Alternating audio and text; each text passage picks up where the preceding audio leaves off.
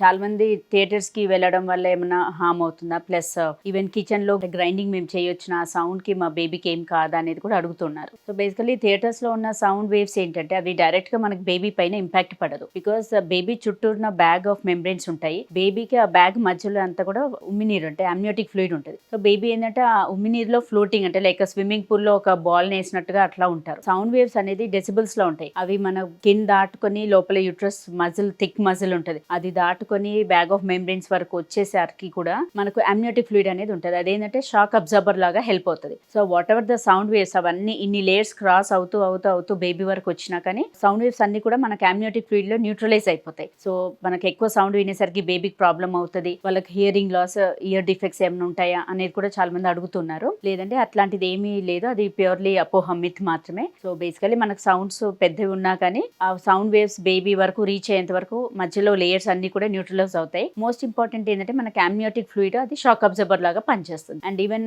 Grinding కానీ like even మన దీపావళి అప్పుడు పటాకులు కాల్చినప్పుడు కూడా ఆ సౌండ్స్ అవన్నీ కూడా అవి వినడం వల్ల బేబీకి హియరింగ్ డిఫెక్ట్స్ అనేది అట్లాంటిది ఏమీ ఉండదు. మీ హెల్త్ పైన కానీ బేబీ హెల్త్ పైన కానీ ఏమీ ఎఫెక్ట్ ఉండదు. అది ప్యూర్లీ మిత్.